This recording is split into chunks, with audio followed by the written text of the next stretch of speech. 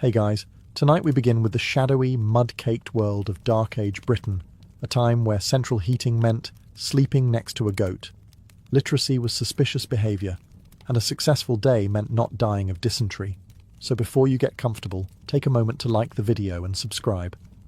But only if you genuinely enjoy what I do here. And let me know in the comments where you're tuning in from and what time it is for you. It's always fascinating to see who's joining us from around the world. Now, dim the lights, maybe turn on a fan for that soft background hum, and let's ease into tonight's journey together. You wake up with a sneeze and a goat staring directly into your soul. It's not your goat. You don't own one. This one just wandered in last night and decided it likes your corner of the hut. You'd argue, but frankly it smells better than your cousin who usually sleeps there. Your bed is straw, not like straw, literally straw. It's poking you in places you'd rather not discuss. You're also fairly certain something is living in it, and you're both pretending not to notice each other. Above your head, the thatched roof drips mournfully. Rain? Dew? Or maybe just the roof crying in solidarity? Hard to say. Either way, your blanket is now damp, and you accept it with the numb resignation of someone who hasn't been truly dry since the Romans left. Smoke curls lazily across the single-room hut, thick enough to taste. You don't have a chimney. Nobody does. The idea of smoke leaving the building was apparently too Roman, so it just lingers here, mingling with the scent of unwashed humans, wet wool and ancient sadness. You rub your eyes with hands that haven't known soap in a week and sit up, careful not to whack your head on the low wooden beams. Last time, you knocked yourself out cold and missed 2 hours of dung collecting, which your uncle still won't let you forget. A rooster crows outside, except it's not a rooster. It's a coughing villager who's been trying to clear his throat since last Thursday. You take it as your alarm clock anyway. Your tunic waits for you in a crumpled heap by the door. It smells like goat. This time it is your goat. He peed on it. Again. But you put it on anyway because, well, what's the alternative? Naked in Dark Age Britain? You'd last 7 minutes before someone threw a bucket of pottage at you for sorcery. Your parents are already up, mumbling about planting times and someone else's sheep. Your siblings are still snoring. You step over your youngest brother, who is inexplicably wrapped in your only clean rag, and push open the rough wooden door. Outside? Mud? Inside? Slightly warmer mud. And that, dear viewer, is the start of another glorious day in the Dark Ages.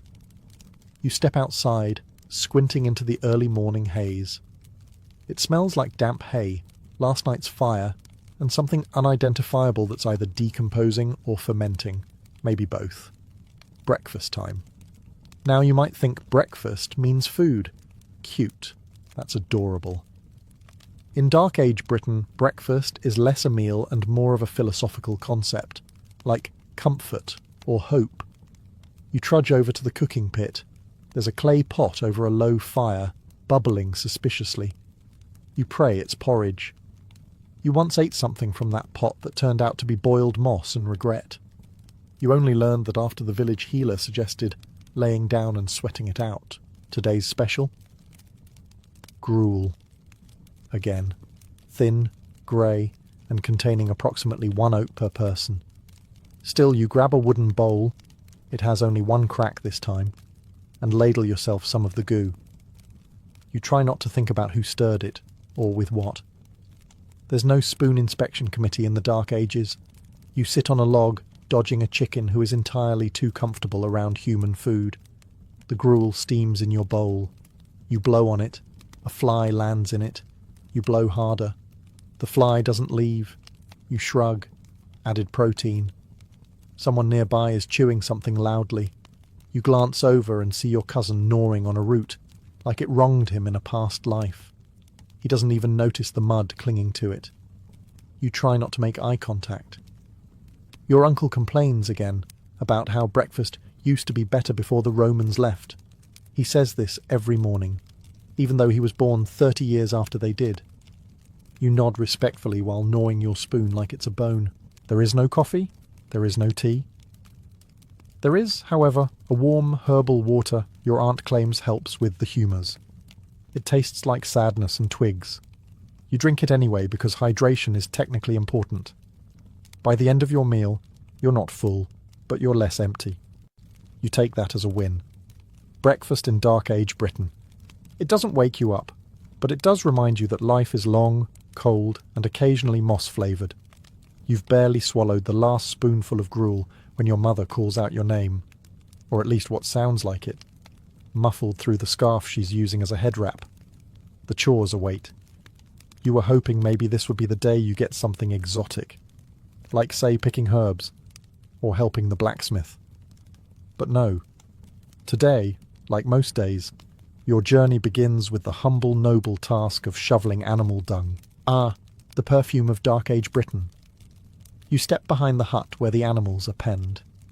There it is, a glorious, steaming tribute to the livestock gods.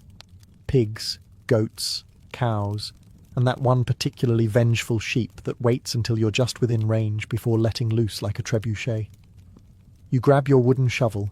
It's splintery, it's warped, it weighs about the same as a small child, and its effectiveness is debatable. Still, it's your Excalibur, your destiny. You begin scooping, trying not to breathe too deeply. The trick is to breathe just enough to stay conscious, but not enough to regret being born. The pigs watch you with contempt. The goats look vaguely amused. One chicken follows you closely, judging your form like a personal trainer from hell. You pile the dung onto a sled. Not a cart, a sled, because wheels don't work very well in 6 inches of seasonal swamp. You drag it to the compost heap, a mountain of filth that vaguely resembles a sleeping dragon made of sadness. You toss the latest offerings on top. It steams ominously. You nod with pride. Dung isn't just dung here. It's fuel. It's fertilizer. It's floor patching material. It's currency if you're desperate enough. Once your cousin traded a sack of dried cow patties for half a duck. No regrets. You wipe your hands on your tunic, which at this point is just a wearable rag of crimes against hygiene. You look down at your boots, or rather, your feet wrapped in strips of cloth pretending to be boots, and sigh. You're 3 hours into the day, and your dignity left around the time you slipped and landed in something warm and soft. But hey, the pigs are clean. Your family has fuel, and your shovel hasn't broken in half yet. You, my friend, are thriving. Let's be honest, you have absolutely no idea what year it is. Not in the "what's the date today" sense, more in the "what century are we in again" sort of way. You think someone said it was the year 493, but then someone else insisted it was 526, and old Tilda swears it's still Roman times, which is optimistic. But really, why would it matter? You don't have a calendar. You don't have a clock. Your concept of time revolves around whether or not the sun is being rude today. There's no government-issued parchment reminding you of tax season. The only new year you recognise is planting season. That's when the village gets together to stab the dirt and argue about what the sky is trying to say. You once asked the monk at the monastery what year it was.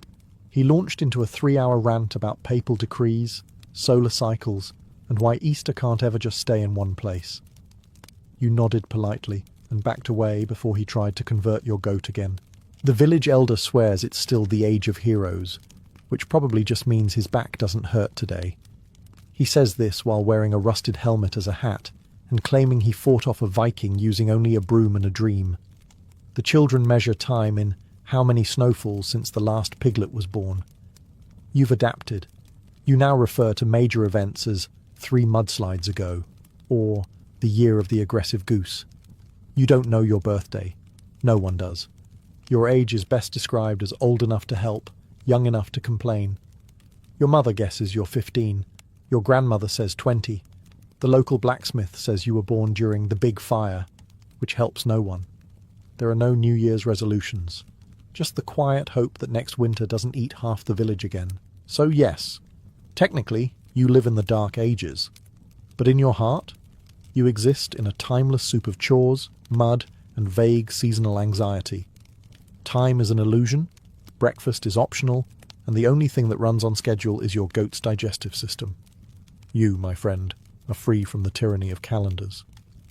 Kind of. You were baptized, or at least sprinkled with something by a man in robes who smelled like boiled cabbage and incense. There's a wooden cross in the village church. You mumble along to Latin you don't understand. Once, you nodded during a sermon and people clapped. You think you accidentally converted again. But here's the thing. Just because you go to church on Sunday doesn't mean you don't also whisper prayers to the old tree behind your hut. The one with the weird knot that looks like your late Aunt Braga. You're not saying she lives in the tree, just that, since she died, the chickens avoid it and your brother broke out in boils when he tried to cut its branches. Coincidence? Probably. But you still leave it offerings, just in case. There's also the matter of the river spirit. Everyone knows you're not supposed to fish on certain days, or the spirit will curse your net. The priest says that's pagan nonsense, but last time old Garwin ignored it, he caught a frog that bit him, with visible teeth. He swore it called him by name. He moved inland shortly after. When someone falls ill, yes, the healer prays. But she also smears them in mud, hangs chicken bones over the door, and mumbles to the moon. You're told this is Christian healing, which is fascinating because it smells like fermented goat and mild panic. And when the harvest moon rises, the whole village gathers in silence, not to recite scripture, but to watch the sky and mutter about omens. The priest is invited, but mostly to prevent him from tattling to someone more Rome-inclined.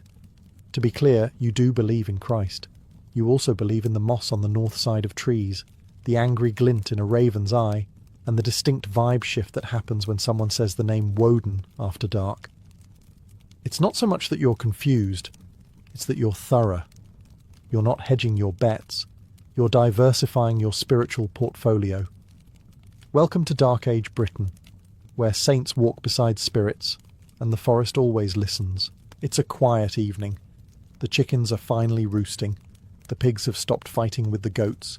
And you're enjoying the rare moment when everything doesn't smell like something died under the floorboards. Then someone says it. Vikings. Your body tenses. You look toward the coast, even though you can't see the coast, or smell it, or access it within a week's walk. Still, a chill rolls down your spine like a monk's wine jug rolling downhill. You've never met a Viking, but you've heard things. Terrible things. Things that make your uncle, a man who once wrestled a bear for fun, break into a cold sweat and mutter about longboats and flaming huts. Vikings are the Dark Age equivalent of jump scares. They come out of nowhere, steal your stuff, burn your house, maybe compliment your livestock, then leave. No warning, no receipts, just fire and yelling in Old Norse. You heard a rumour once that they wear helmets with horns. Then someone else told you that was made up. Either way, you don't plan to get close enough to inspect anyone's millinery while they're pillaging your turnip patch. The local priest insists that prayer and fasting will protect the village. The local militia insists that running into the woods and hiding like squirrels is much more effective. So far, the squirrels have a better survival rate. Your neighbour claims to have once fended off a Viking with a rake and an aggressive scowl.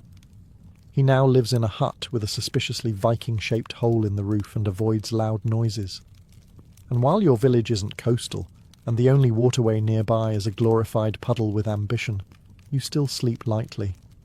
You keep a go-bag by the door, which consists of a hunk of stale bread and the one knife in the family that doesn't immediately bend on contact. When someone sneezes too loud, your heart leaps. When a trader arrives with a strange accent, you instinctively reach for a stick. When someone paints their face for fun, you give them the side-eye for a week. Because in Dark Age Britain, the word Viking is less of a description and more of a threat level, like yelling fire, except the fire also has a beard and demands tribute. You're feeling a little off. Maybe it's the goat you licked on a dare. Maybe it's the suspicious meat you ate just to be polite. Or maybe it's that your daily diet consists of mouldy bread, questionable water, and stress. Regardless, you're ill. Time to see the healer. You limp over to Maywin, the village's unofficial doctor, who also happens to be the midwife, bark expert, and local gossip. She greets you with a kind smile and a bucket of something steaming. You ask what it is. She says not to worry. That's never a good sign. First, she smears you in mud. Not any mud.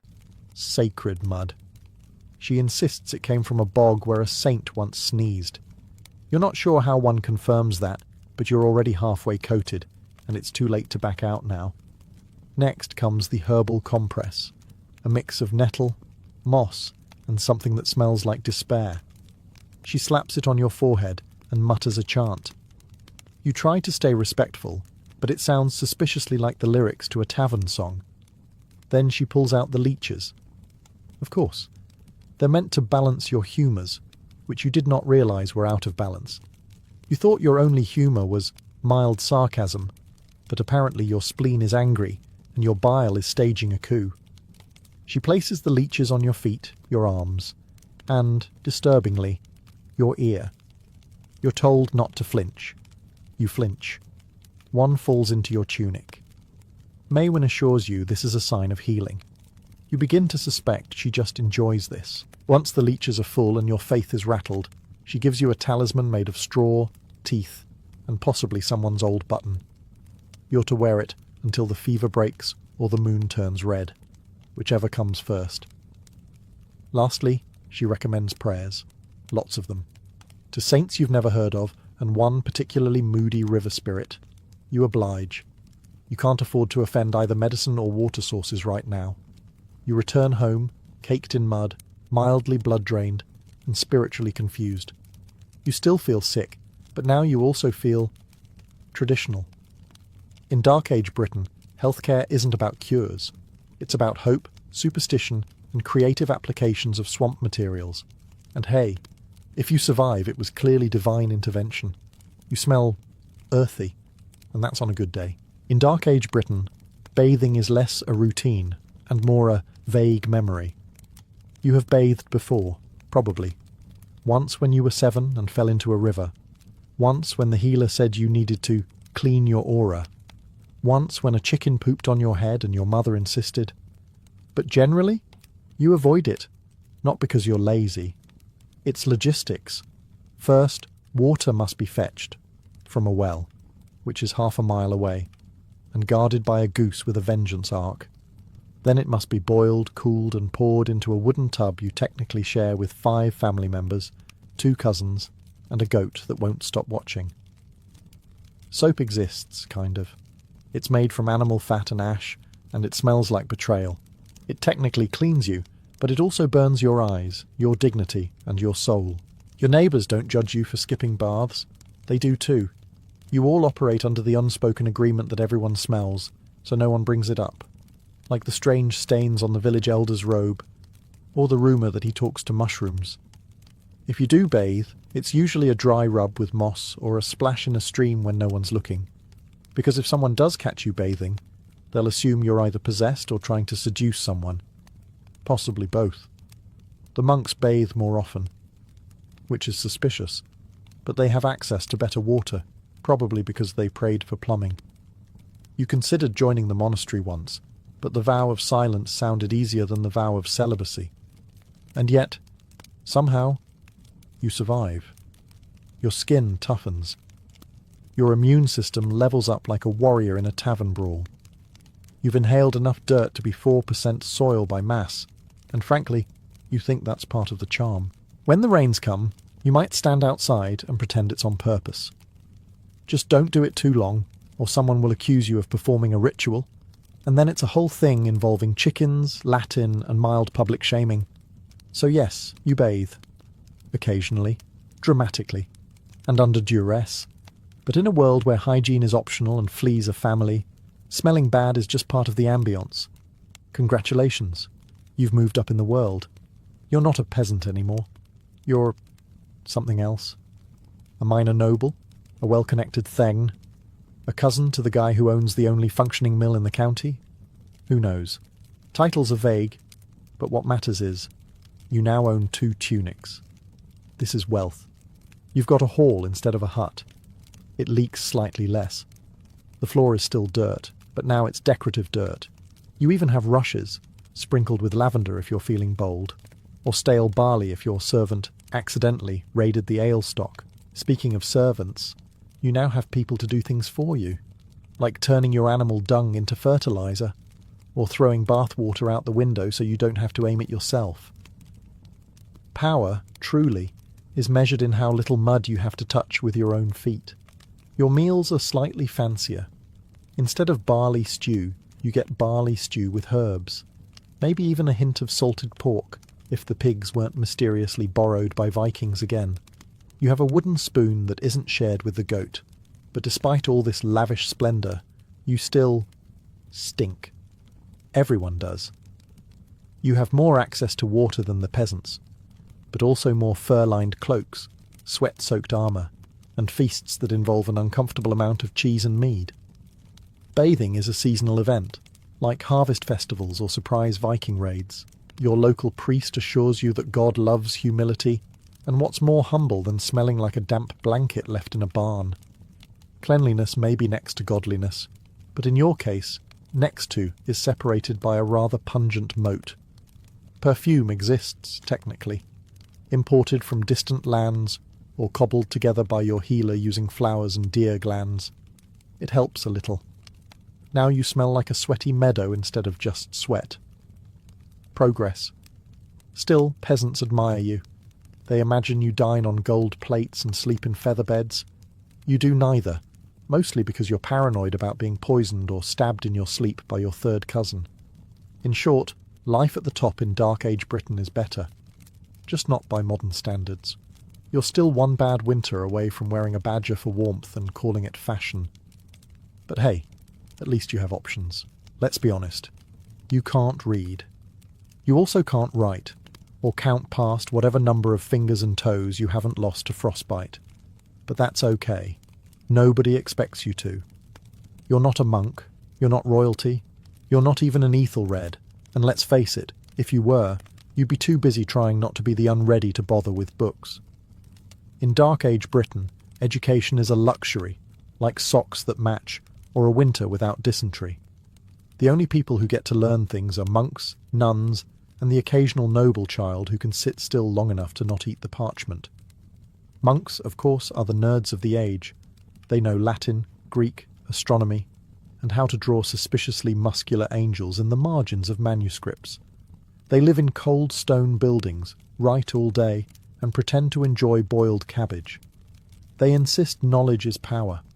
You suspect they just want an excuse not to shovel pig dung. You, however, are part of the 99% who think grammar is the name of the village herb witch. You've seen writing. It's on the priest's scrolls. It looks like tiny chicken footprints marching across a page. He claims it says important things, biblical truths, divine laws, sermons. But for all you know, it could just be his shopping list and a few doodles of St. Cuthbert riding a dragon. The concept of school doesn't exist in your world. There's no one shouting pop quiz, just someone shouting, probably because a boar got into the grain again. Your education comes from three sources: your parents, who mostly teach survival, the local elder, who mostly teaches superstition, and life itself, which teaches pain in bulk. That said, you are clever. You've memorized when the rains come. You know how to barter with someone who's missing most of their teeth. You can gut a fish blindfolded. You can identify herbs that won't kill you. That's a kind of literacy too, just not the parchment and quill kind. So no, you can't recite Cicero, but you can fight off wolves with a stick and win an argument with a drunk pig farmer. In Dark Age Britain, that's more useful than algebra anyway. You don't have Netflix. You don't even have puppets, unless you count your cousin Edda making shadow animals on the wall while mildly intoxicated on turnip ale. But you do have gossip. And fire. And when the sun goes down and the work is done, or at least postponed until your back stops screaming, the village gathers around the hearth to indulge in both. Entertainment in Dark Age Britain is deeply analogue. There's no screen time, just scream time. A big communal fire crackling in the centre of a smoky hall is your cinema, your theatre, your radio, and your talk stage all in one. It's hot, smoky, and if you sit too close, your eyebrows may become optional, but it's where stories live. Someone will inevitably start a tale, usually involving ancient kings, sacred stones, or a farmer who tried to milk the wrong end of a cow. Someone else will interrupt halfway through to say, "That's not how my grandmother told it." And then an entirely new version will begin, starring a druid, a pig, and 3 regrettable marriages. Meanwhile, the village's unofficial drama department, the gossips, will circle like vultures around a carcass of scandal. Did you hear that Wulfstan's daughter was seen by the river with that monk? Did you see the way the blacksmith's wife touched the baker's arm? Did anyone else notice that the new baby looks suspiciously like that visiting piper? There's no written press, but trust, the village rumour mill is so efficient it would make Twitter blush. Musicians occasionally appear, playing on something vaguely resembling a harp or a tortured cat. People clap, not necessarily out of enjoyment, but because rhythm is a form of social survival. Dancing may occur, especially after mead. It is less choreography and more flailing with purpose. If things get really wild, there's a riddle contest, or someone challenges a neighbour to arm wrestling with a live chicken. This is considered high culture, but truly, nothing beats a night around the fire. The warmth, the laughter, the subtle glances that say, "If you tell anyone what I said about Ethelfrith, I will bury you behind the compost." Because in Dark Age Britain, there are no secrets, only stories waiting to be exaggerated. You wake up wet, again. You're not sure if it rained, if the roof is leaking, or if the condensation from the collective breath of 5 humans and 2 goats has created indoor weather. Regardless, your blanket, made from scratchy wool and poor decisions, is damp, and so is your spirit.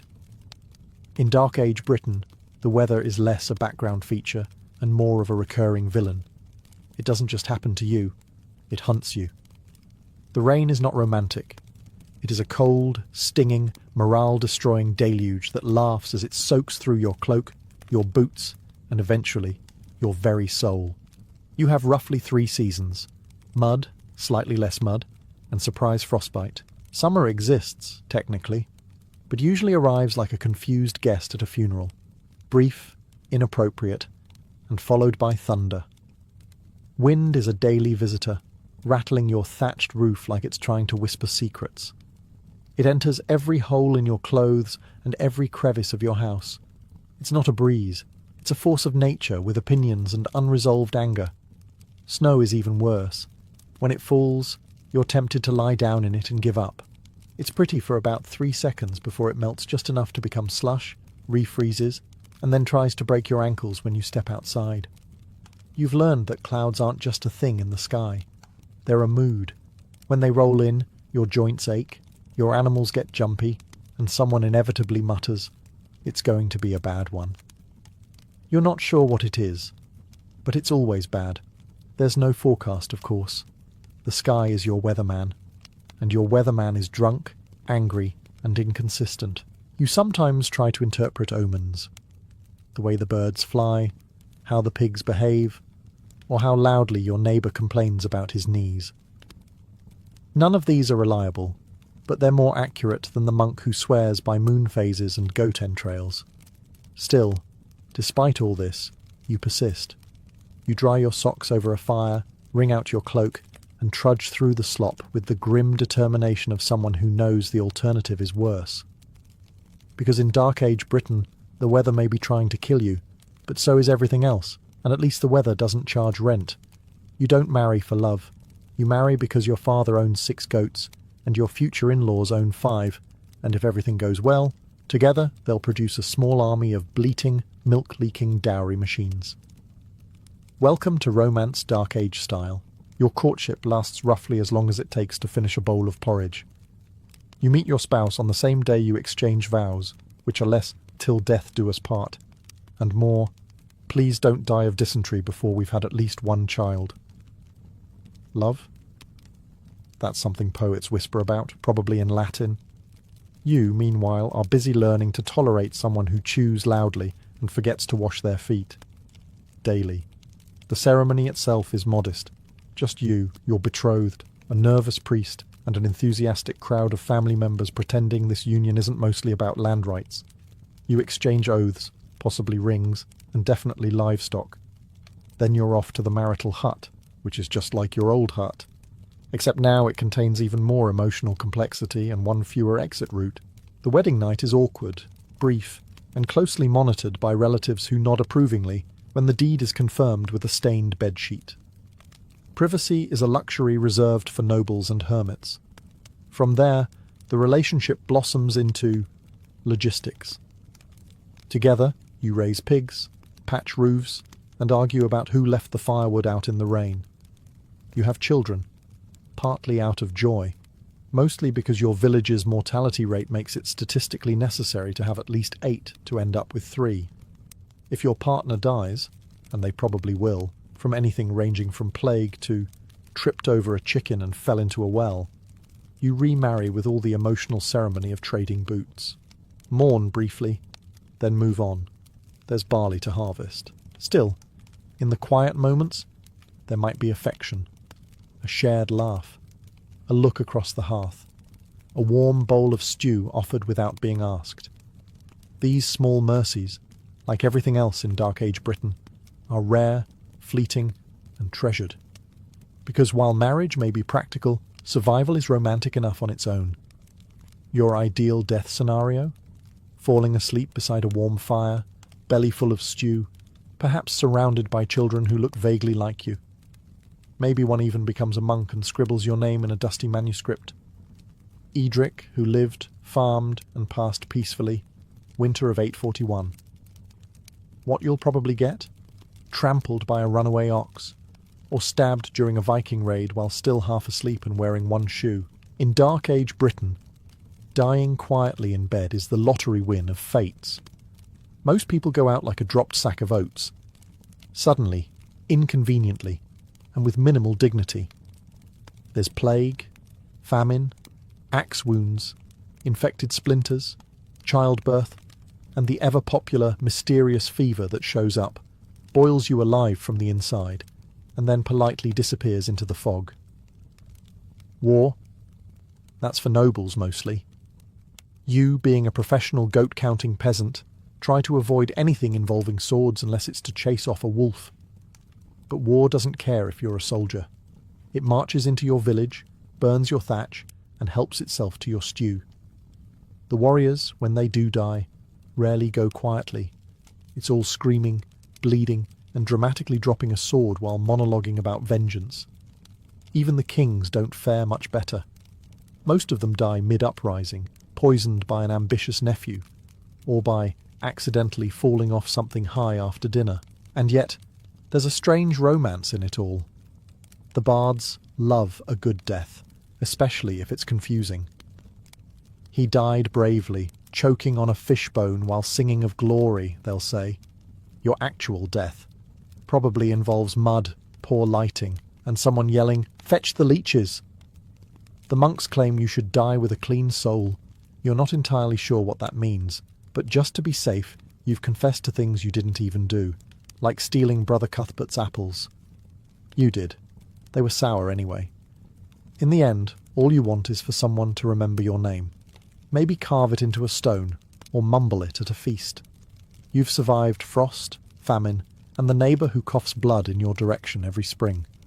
So yes, you'd like to die peacefully, preferably in your sleep, and not while screaming in a burning granary during a misunderstanding with the Danes. Night falls in Dark Age Britain like a damp wool blanket, itchy, heavy, and slightly suspicious smelling. You bank the hearth fire carefully, knowing full well that if the last ember dies before dawn, you'll wake up with frost in your eyebrows and the joyful realization that your nose has frozen shut again. You tuck yourself under a rough wool blanket, beside someone snoring like a wounded boar, and try to ignore the constant scratching sound coming from the thatch above. Mice? Spirits? Probably both. The floor is packed dirt. The roof leaks on Tuesdays. The wind whistles through every crack with the enthusiasm of a bard 3 ales deep. You try to sleep, curled like a salted fish, wondering if tomorrow might be marginally less awful. Maybe the pig won't escape.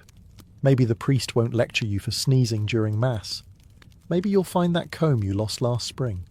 Unlikely. But hope is free and you're poor, so it's your best investment. You replay the day in your head. You collected dung, stepped in more dung, traded a turnip for something vaguely edible, and tried to avoid both your neighbour and his unsolicited opinions on proper chicken rotation. You fought a goose. The goose won. There's a dull ache in your legs, a sharper one in your pride, and a deep spiritual exhaustion reserved for people who still aren't sure what century it is. But hey, you lived another day. That's worth something. Outside, wolves howl. Or maybe that's your cousin Wolfstan after too much mead. Either way, you pull the blanket tighter and try to drift off. You dream of a better world, one with soap, literacy, and bread that doesn't contain gravel. In your dreams, you own 2 pairs of shoes and eat something that wasn't boiled in despair.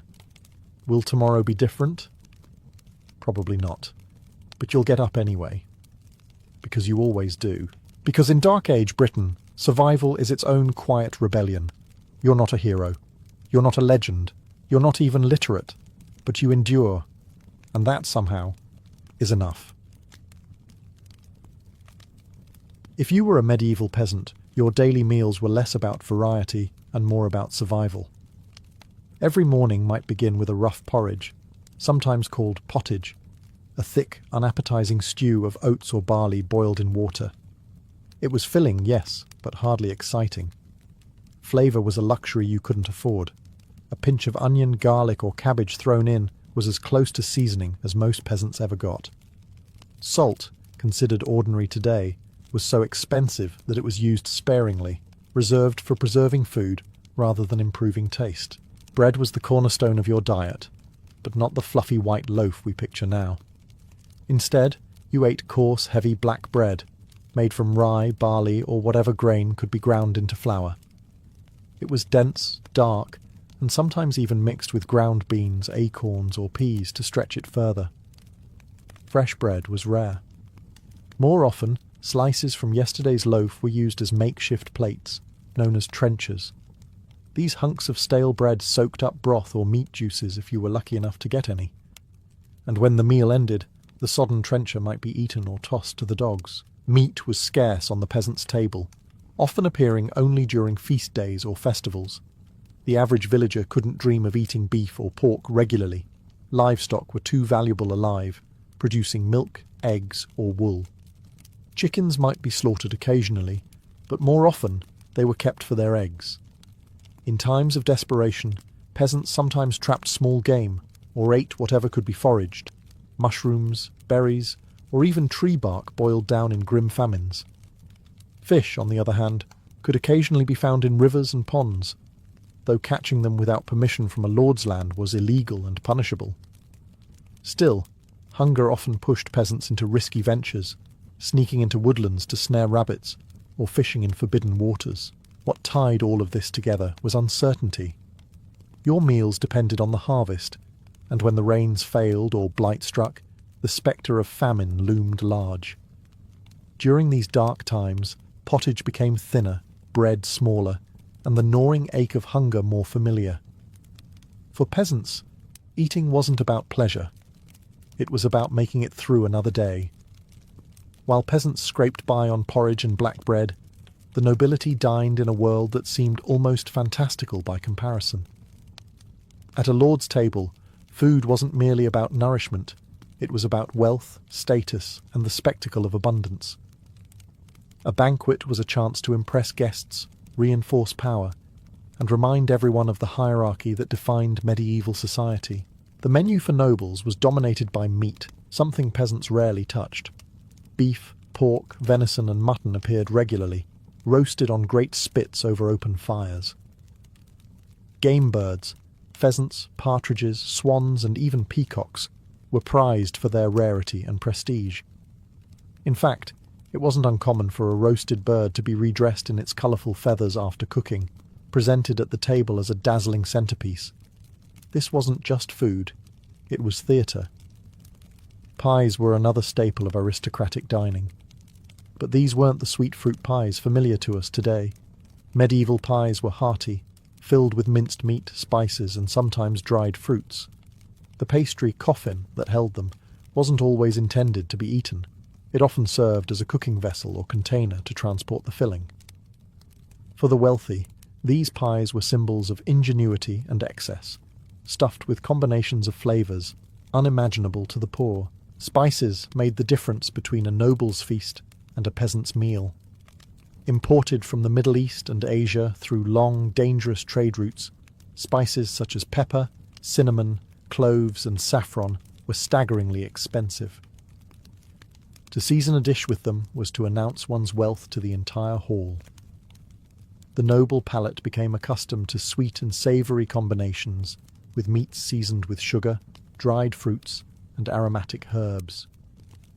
The medieval aristocracy loved bold, complex flavours that would have been entirely alien to the common folk. But dining wasn't just about the food. It was about ritual. Meals were served in courses, accompanied by music, dancing, and entertainment. Servants carried in dishes on silver platters, and strict etiquette dictated who sat where and who was served first. The lord and lady ate at the high table, visible to all, while lesser guests occupied places of decreasing importance down the hall. Even eating was a performance of hierarchy. For nobles, food was indulgence, identity, and display. Where the peasant's bowl was filled with survival, the noble's platter overflowed with theatre. In the Middle Ages, the church wasn't just a spiritual authority. It shaped what people ate, when they ate, and even how they thought about food.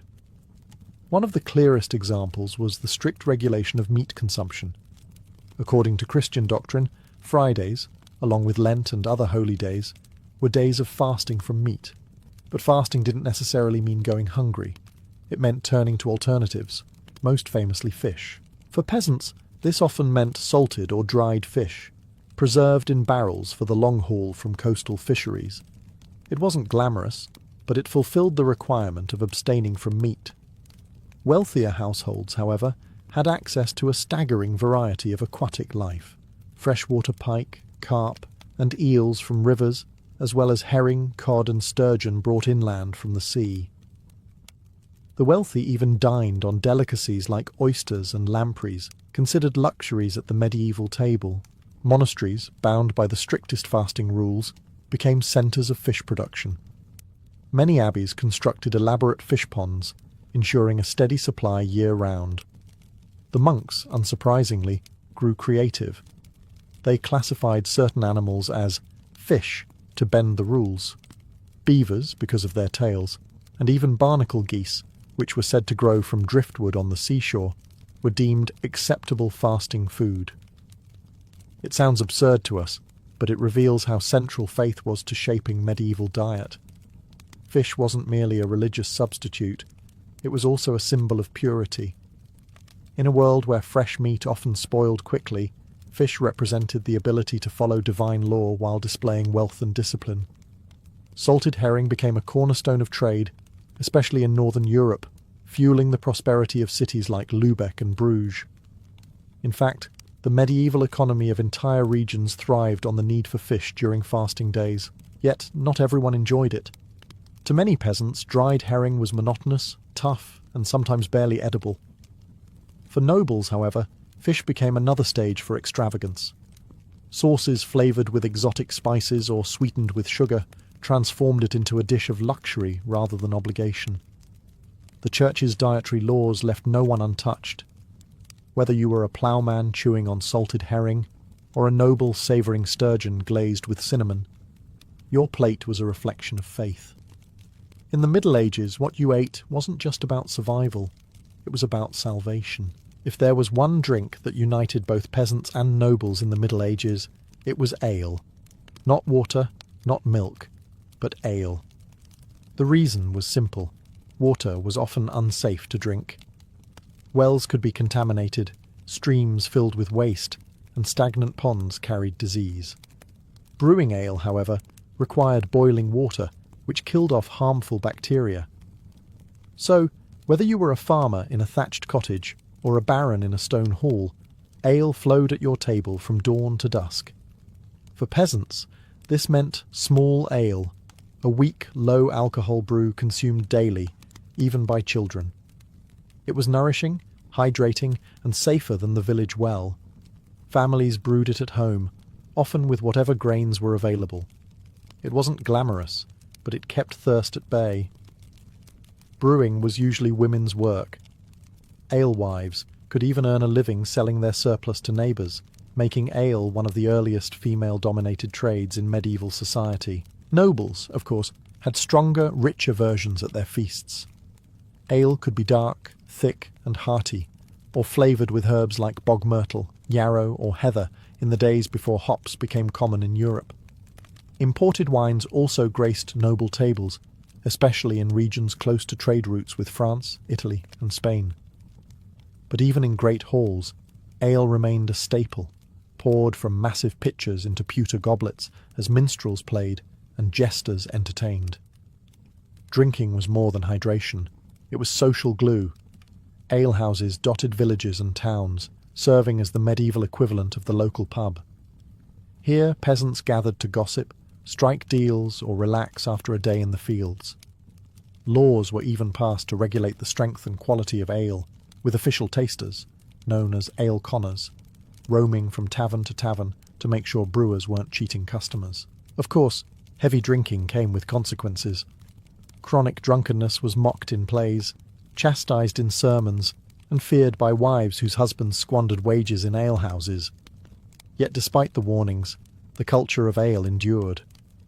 To refuse a drink might even seem suspicious, as though you were rejecting hospitality itself. Ale was more than a beverage. It was survival, community, and comfort. From the humblest cottage to the grandest castle, the clink of mugs and the froth of ale connected medieval people across class lines. In a world of uncertainty, one thing was certain. The Middle Ages were awash in ale. In the Middle Ages, nothing announced wealth more clearly than the use of spices. For the vast majority of peasants, food was plain, earthy, and repetitive. But in noble kitchens, spices transformed meals into exotic experiences. Cinnamon, cloves, nutmeg, ginger and saffron turned ordinary meat into extraordinary feasts, while pepper, the most prized of all, was so valuable it was sometimes used as currency. These flavours did not come cheaply. They travelled thousands of miles along perilous trade routes from Asia and the Middle East. Merchants braved deserts, seas and bandits to bring small sacks of peppercorns or sticks of cinnamon into Europe. By the time these reached a noble's pantry, their price had soared beyond imagination.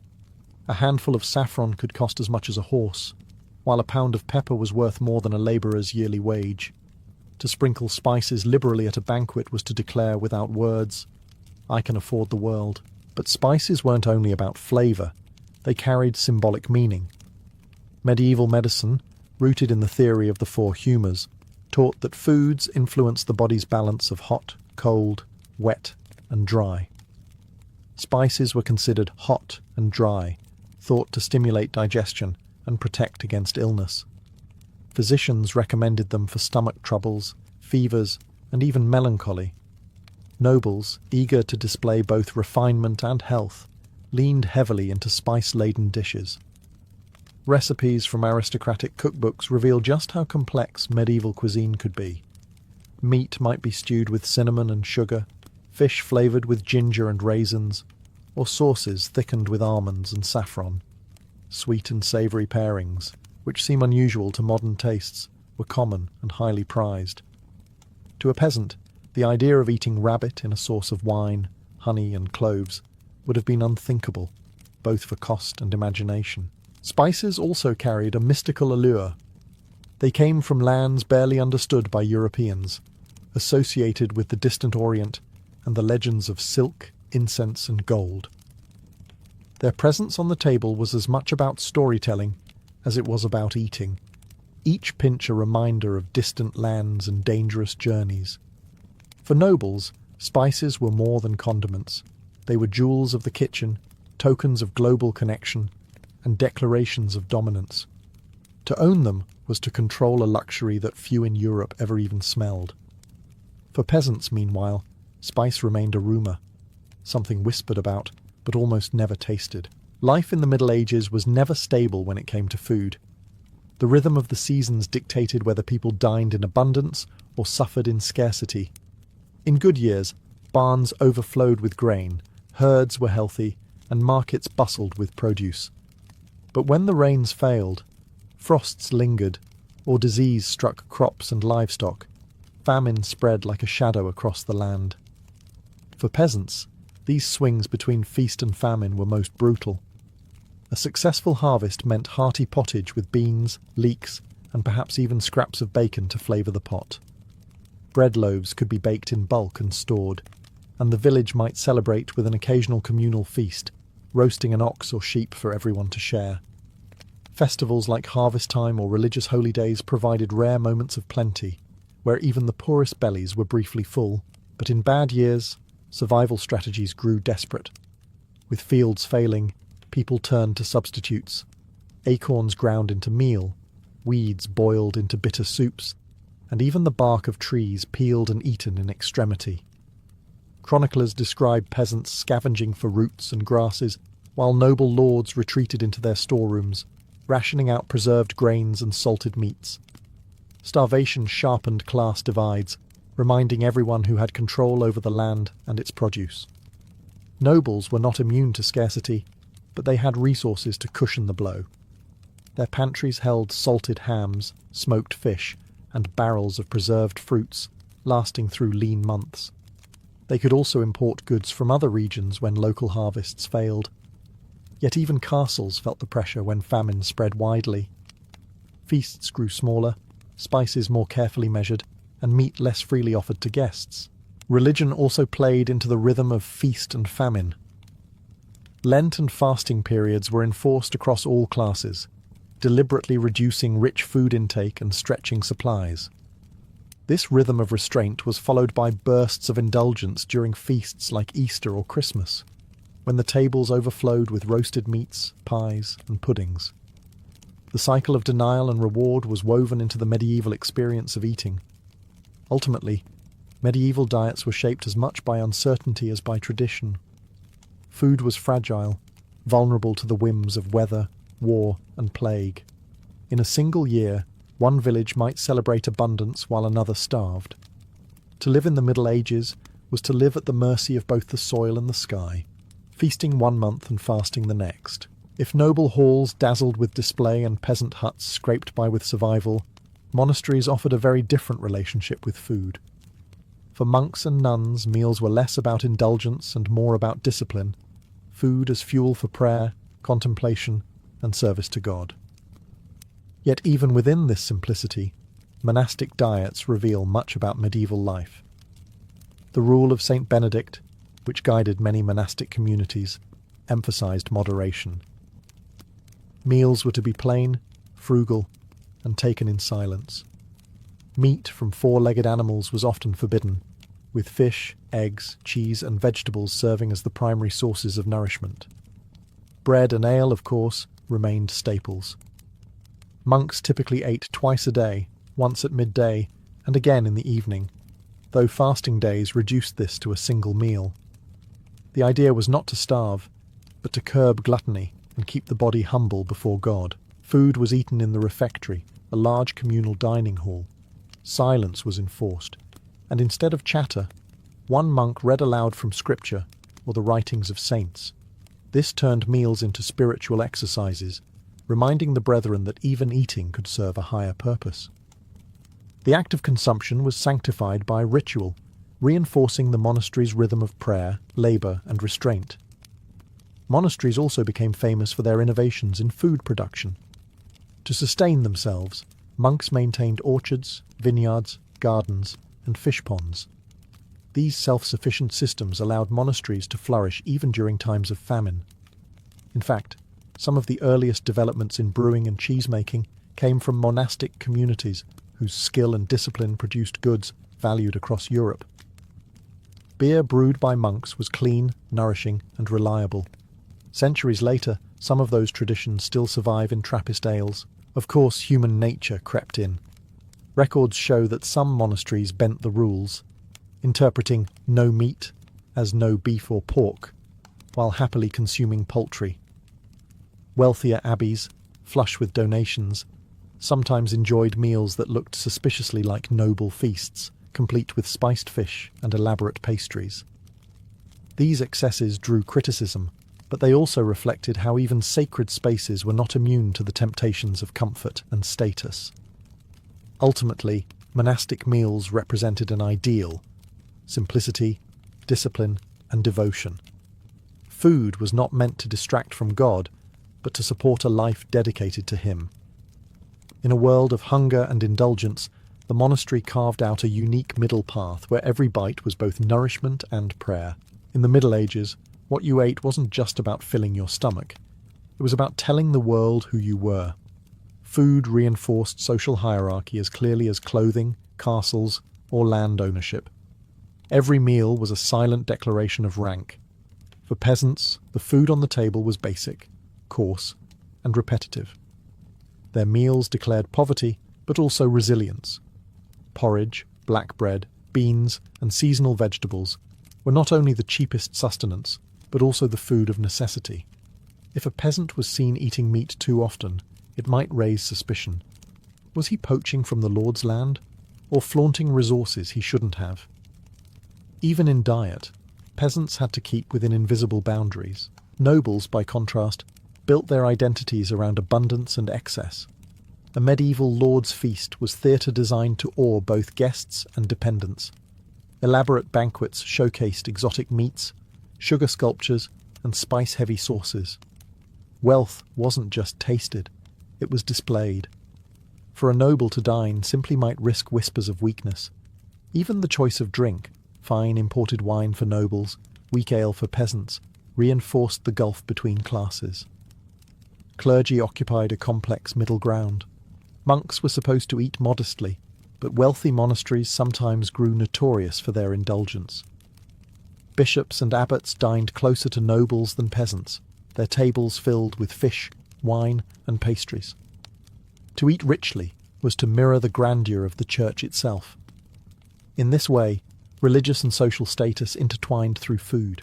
Etiquette also played its part. At noble tables, strict rules determined who sat where, who was served first, and what portions were appropriate. A lord at the high table carved his meat with ceremony, while lesser guests received smaller cuts. At the bottom of the hall, servants and retainers ate simpler dishes, leftovers of the feast above them. Even within a single dining room, hierarchy was etched onto the plate. Food also became a tool of control. Lords distributed grain to peasants during lean years, reinforcing dependence. Hospitality itself was political. To feed guests generously was to show power, while to deny food was to assert dominance. In essence, food was a currency of authority. In the medieval world, diet was identity. The contents of your bowl or platter told others not just what you could afford, but who you were, where you belonged, and how much respect you commanded. When we look back at the food of the Middle Ages, it's tempting to see it as primitive. Heavy bread, bland pottage, and endless ale. Yet, the medieval table laid the foundations for much of Europe's culinary identity. Many of the habits, tastes, and even superstitions born in that era still echo in our kitchens today. The reliance on bread, for instance, never faded. Though peasants once ate coarse black loaves, while nobles favoured finer white bread, both rich and poor shared in the central role of grain. Even now, bread is still treated as a staple in European diets, a direct descendant of that medieval reliance. Ale too left its mark. Though modern brewing has transformed into a global industry, its roots stretch back to the small-scale production of medieval alewives and the disciplined brewing of monks. Every sip of beer today carries a whisper of that history. Spices, once jewels of the table, reshaped Europe forever. The obsession with pepper, cinnamon, and cloves fueled exploration and trade, setting in motion the great voyages of discovery that connected continents. The medieval noble sprinkling saffron on a dish could not have known he was part of a chain leading to the opening of sea routes, colonization, and the global spice trade that still shapes economies. Food was not just survival, it was a force that drove history. The Church's influence also lingers. The tradition of fish on Fridays, born of medieval fasting rules, continues among Catholics worldwide. It reflects how diet and faith intertwined so deeply that centuries of change could not erase the habit. Meanwhile, medieval fears of famine, etched into cultural memory, left a legacy of preservation. Salting, smoking, pickling, techniques honed out of necessity, still survive as beloved culinary traditions rather than desperate measures. Perhaps most striking is how food highlighted identity and inequality. The gap between peasant porridge and noble feasts reminds us how meals shape social worlds. Even today, luxury foods carry unspoken messages about wealth, power, and belonging, echoing those medieval banquets where a roasted peacock on the table was as much about politics as palate. In the end, the medieval diet was not just about survival, it was about meaning. Every loaf of bread, every cup of ale, every fish pulled from a monastery pond carried with it stories of faith, struggle, hierarchy, and hope. To understand medieval food is to understand the medieval world itself, humble, lavish, devout, and endlessly human. When the Puritans crossed the Atlantic and planted their communities in New England, they carried with them a vision of a society governed by God's law. In their sermons, pamphlets, and household rules, chastity was upheld as a divine command. Sexual intimacy belonged strictly within marriage, and even there it was framed less as pleasure and more as duty, the act of producing godly children to populate the new land. Courtship was expected to be modest, supervised, and directed toward quick marriage, and any hint of lust was condemned as a dangerous crack in the moral foundation of the colony. Yet the surviving records tell a more human story.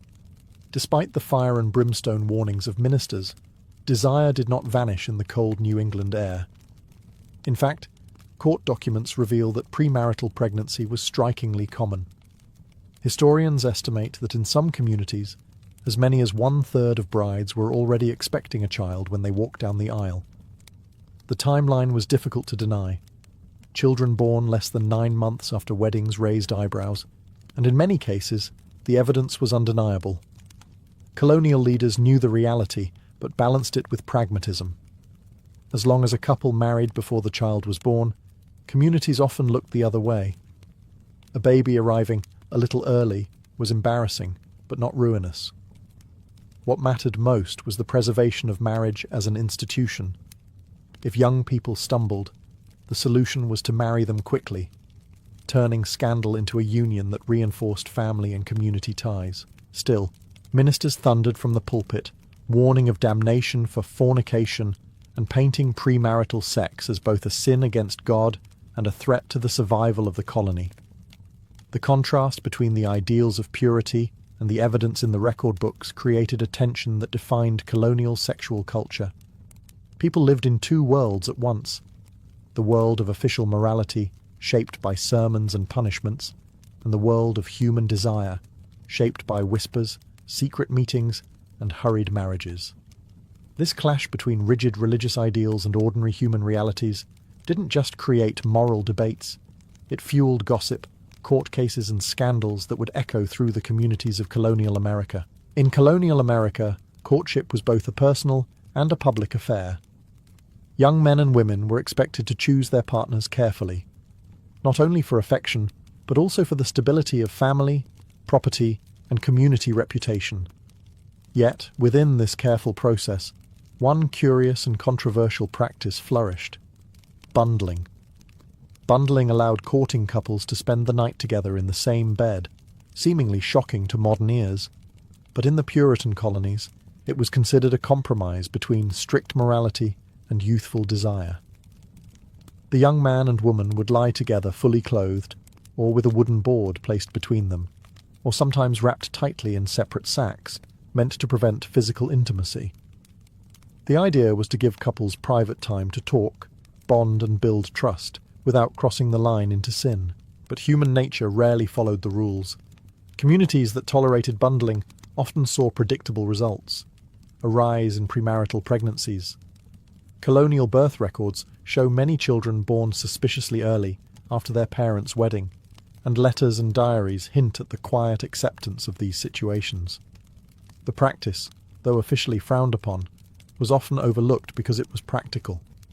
Courtship was hard in small rural towns, where homes were cramped and travel was difficult.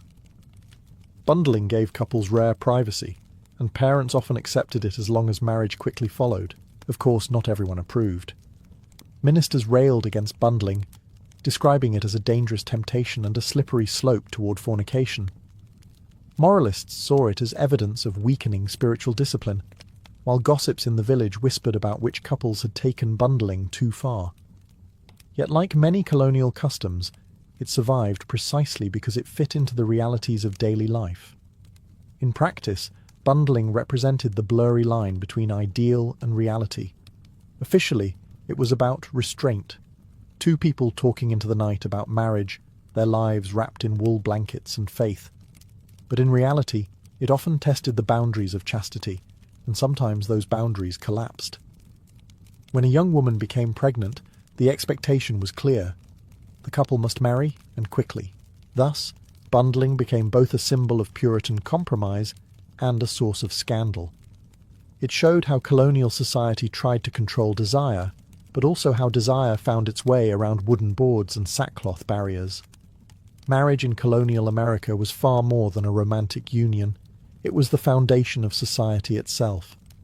To the Puritans, marriage was ordained by God, not simply for companionship, but for order, labour, and the continuation of the community. The household was seen as a little commonwealth, where the husband acted as governor, the wife as helpmate, and children as obedient subjects. Without stable marriages, colonial leaders feared society would collapse into chaos. Courtship, though sometimes affectionate, was highly practical. A man's prospects as a husband were judged by his ability to provide land, tools, or a trade. A woman's value was measured in her skills. Could she manage a household, cook, preserve food, weave, or raise children? Love was desirable but secondary. Marriages were often arranged with family interests in mind, strengthening alliances between farms, shops, or political networks. Once married, women were legally and socially subordinate to their husbands. The doctrine of coverture meant that a wife's identity was absorbed into her husband's. She could not own property independently, sign contracts, or bring lawsuits on her own. In practice, however, women exercised considerable influence inside the household. They managed farms while husbands travelled, ran shops, brewed ale, and oversaw food production. Many colonial households depended on women's labour as much as men's authority. Divorce was rare, but not impossible. In New England, where Puritan leaders controlled the courts, divorce could be granted in cases of adultery, desertion, bigamy, or extreme cruelty. The records reveal surprising cases: women petitioning to leave violent husbands, men accusing wives of infidelity, or spouses abandoning families and vanishing into the frontier. Still, these cases were exceptions. Most couples remained bound together, whether happily or not, because marriage was too central to be dissolved lightly. Marriage also served as a moral safeguard. Authorities believed that without marriage, men and women would fall into sexual sin. Ministers preached that wedlock was the only proper channel for desire. Yet, the same records that idealized marriage also exposed cracks in its facade. Adultery, abandonment, and abuse were not uncommon, and scandals involving respected families sometimes rocked entire towns. In short, marriage in colonial America was both sacred and practical. It structured society, ensured economic survival, and reinforced gender hierarchies. But behind the sermons and contracts lay complex human relationships, filled with affection, conflict, compromise, and at times public scandal. Few offences stirred as much fear and fascination in colonial America as adultery. The Puritans considered it not only a sin against God, but also a direct threat to the stability of the community. Marriage was the cornerstone of order, and any betrayal of that bond risked unravelling the fabric of society. Sermons thundered that adultery was second only to murder in seriousness, and colonial laws reflected this severity. In 17th century Massachusetts, adultery was technically a capital crime, punishable by death, though in practice executions were rare. Instead, Most offenders faced humiliating punishments. Adulterers could be publicly whipped, fined heavily, or forced to wear badges of shame. Branding was sometimes used, burning a letter A into the flesh. More often, however, the punishment took the form of humiliation, such as standing on the scaffold before the community while neighbours jeered. This practice not only punished the sinner, but also served as a warning to others, reinforcing communal values. Long before Nathaniel Hawthorne imagined Hester Prynne and her scarlet letter, real men and women in New England were already enduring such marks of disgrace. Despite the threats, adultery persisted. Colonial court records reveal numerous cases, often entangling prominent families. Affairs were not limited to the reckless or poor. They crossed all social classes. In some towns, entire communities were enthralled by the details of trials, where testimony exposed secret meetings in barns, letters exchanged in haste, or whispered rumours that turned into legal evidence. The very intimacy of colonial towns, where everyone knew their neighbour's business, made concealment difficult and scandals quickly spread. Adultery also exposed double standards. Women were more likely to face severe penalties, as female chastity was tied directly to family honour and inheritance. Men, especially of higher status, sometimes escaped with lighter punishments. Still, adultery was dangerous for both sexes. It could destroy reputations, fracture households, and permanently stain family names. These cases reveal a society caught between rigid ideals and human desire. Ministers preached purity, laws promised harsh justice, and yet communities repeatedly dealt with broken vows and exposed secrets. The gap between what the Puritans demanded and what people actually did was vast, and every adultery trial widened it further. In colonial America, adultery was never just a private betrayal. It was a public drama, a courtroom spectacle, and a reminder that beneath the strict moral codes, passion refused to be contained. In modern times, a kiss in public might seem sweet, even romantic, but in colonial America, the very same act could carry the weight of scandal, and in some cases, legal punishment. The Puritans believed that morality was not a private affair, but a public responsibility. If the community tolerated light behaviour, they feared it would invite God's wrath on everyone. As a result, even small gestures of affection between unmarried men and women were policed. Court records from 17th century Massachusetts and Connecticut reveal cases where couples were hauled before magistrates simply for being caught kissing or embracing in public. Some were fined, others whipped, and still others forced to stand in public confession, declaring their shame before their neighbours. To the Puritan eye, a kiss outside of marriage was not innocent. It was a dangerous spark that could ignite full-blown fornication. The anxiety wasn't just about morality, it was also about control. Public affection suggested that private passions could spill out into the open, threatening the order that ministers worked so hard to maintain. If young couples openly displayed desire, it suggested the church's authority was weakening. Leaders worried that such behaviour set a precedent. If a kiss was overlooked, what would come next? Yet despite the prohibitions, young people still found ways to test boundaries. Kisses stolen behind meeting houses, embraces caught during festive gatherings, or even a hand held too long could trigger gossip that quickly spread through tight-knit towns. Colonial communities thrived on surveillance, everyone watched everyone else, and public affection became an easy target for scandal. Interestingly, not all cases were treated with equal severity.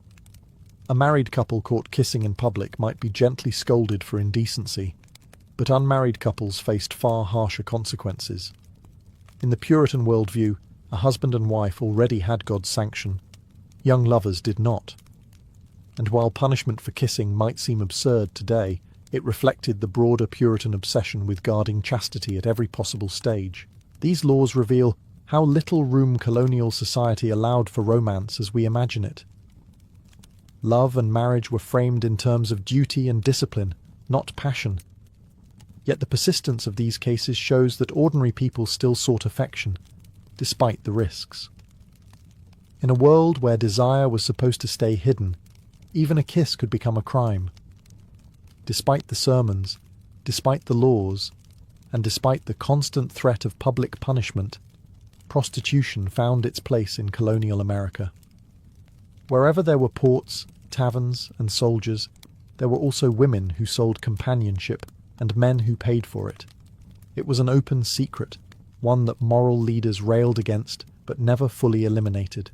In bustling port cities like Boston, New York, and Charleston, prostitution was woven into the fabric of urban life. Sailors flush with wages, merchants seeking diversion, and soldiers stationed far from home all created demand. Taverns often doubled as brothels, with rooms upstairs and strong ale downstairs. Prostitution also thrived on the margins of growing towns, in hidden shacks or rented rooms where women took clients discreetly. The colonial authorities did not turn a blind eye. Court records show repeated attempts to prosecute lewd women and shut down houses of ill fame. Punishments ranged from fines to public whipping, and repeat offenders could even face branding. Still, for many women with few economic options, widows, servants dismissed without support, or those escaping abusive households, sex work became a grim form of survival. In societies that left women little control over land or wages, the trade offered money, however dangerous or stigmatized. Moralists portrayed prostitutes as corrupters of men, but the records tell a more complicated story. Many of their clients were men of status, whose names rarely made it into the court documents. Instead, the shame fell disproportionately on women, who were labelled sinners, while their customers slipped back into respectability. Ministers thundered that prostitution would bring down divine punishment, yet the trade persisted quietly in every generation. At times, scandals erupted. Brothels discovered too close to churches or political centres created a stir, and trials for keeping a disorderly house became public spectacles. But more often, prostitution lingered in the background of colonial life, acknowledged yet unspoken. It exposed the tension between the Puritan dream of moral purity and the messy realities of human behaviour. In the end, prostitution was both a scandal and a symptom. It revealed the limits of Puritan control, the vulnerability of women, and the hypocrisy of men who condemned in the pulpit what they sought in the shadows. Like so many aspects of colonial life, it lived in the gap between ideals and reality. Although colonial society prized the stability of marriage above nearly everything else, it was not immune to collapse. Divorce was rare, but it was possible, especially in Puritan New England, where civil courts had authority over marital cases. This was a sharp contrast to England, where divorce was nearly impossible without an Act of Parliament. In the colonies, men and women could petition for divorce under certain circumstances, though the path was fraught with scandal. Adultery was the most common ground. If a wife was found unfaithful, her husband could bring her before the court and seek separation. In some cases, the guilty party was whipped or forced to bear the public shame of punishment before being released from the marriage. Desertion was another frequent reason. Life on the colonial frontier was harsh, and it was not uncommon for husbands, or occasionally wives, to vanish, leaving families behind. After a set period of abandonment, the deserted spouse could petition for legal dissolution. Cruelty also appeared in court records. Women sometimes described beatings, threats, or husbands who withheld food and clothing. Though patriarchal courts were often hesitant to side against men, there are cases where abused wives were granted freedom. These moments reveal a surprising flexibility in a society otherwise rigid about gender roles. Yet, every divorce carried heavy social stigma, branding families with whispers of failure and shame. More common than legal divorce was informal separation.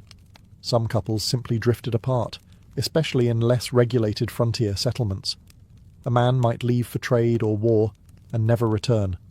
A woman might move to a new town and remarry without official approval. These situations often created messy disputes over inheritance, property, and legitimacy of children. Even when courts granted divorce, remarriage came with suspicion. Divorced individuals lived under the shadow of scandal, and their new unions were watched closely for signs of impropriety. Ministers warned that broken marriages weakened the community's covenant with God. To end one's marriage was to test the very moral foundations of colonial life. Still, the existence of divorce and desertion cases reveals something important. Despite the heavy sermons and strict laws, colonial marriage was as fragile as any human relationship. It could fracture under pressure, exposing the gap between the Puritan ideal of lifelong unity and the complicated realities of life in the New World.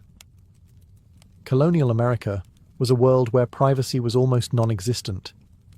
In small towns, everyone knew their neighbour's business, and when scandal erupted, it spread like wildfire. Sexual misbehaviour, whether premarital pregnancy, adultery or prostitution, wasn't just a private failing, it was treated as a crime against the entire community. Public shame became the weapon of choice to keep people in line. Punishments were designed not only to correct behaviour, but also to humiliate. Offenders might be forced to stand on the public scaffold, whipped before a crowd, or paraded through town with signs declaring their sin. Branding was used for serious crimes, burning letters into the skin, an A for adultery, for example. The purpose was clear: mark the sinner so that their shame could never fully disappear. In some cases, women were forced to wear specific garments or colours, a living reminder of their disgrace. Even minor infractions could trigger scandal. Couples caught kissing in public, young people discovered in suspicious company, or men accused of lewd speech all faced court hearings and fines. Gossip amplified these events, turning individual missteps into communal entertainment. In fact, scandal became a kind of social theatre, reinforcing moral expectations through spectacle. To watch someone punished was to be reminded of the consequences of straying. The reach of shame extended beyond the guilty. Families carried the burden of association, their reputations damaged by the actions of one member. A daughter caught in premarital pregnancy might ruin her siblings' marriage prospects. A husband accused of adultery might cast suspicion on his entire household. In this way, scandal bound everyone together. Each person's morality was believed to affect the community's covenant with God. Yet, there was also a darker side: hypocrisy. While poor or vulnerable people bore the brunt of public punishments, wealthier colonists often found ways to protect themselves. A man of status might escape with a fine, while a servant girl endured lashes. Ministers could thunder about morality on Sunday, and quietly ignore the sins of influential patrons on Monday. Scandal, in other words, revealed not only sexual misconduct, but also the inequalities of colonial justice. Ultimately, scandal was both feared and inevitable. The rigid ideals of purity collided daily with the messy realities of human life. Every whispered rumour, every courtroom trial, and every scarlet punishment showed how fragile the Puritan dream of order really was. In colonial America, sin was never just personal, it was a public performance.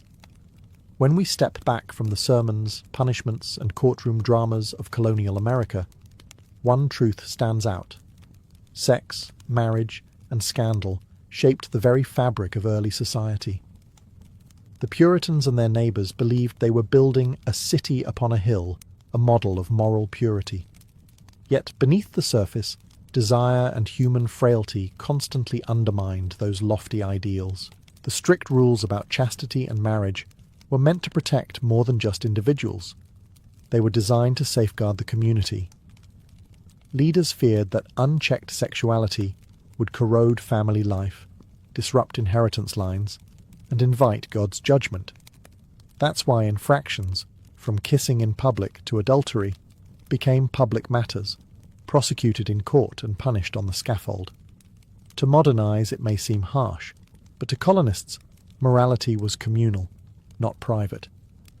At the same time, the records reveal a world far less pure than the Puritan dream. Premarital pregnancies were widespread.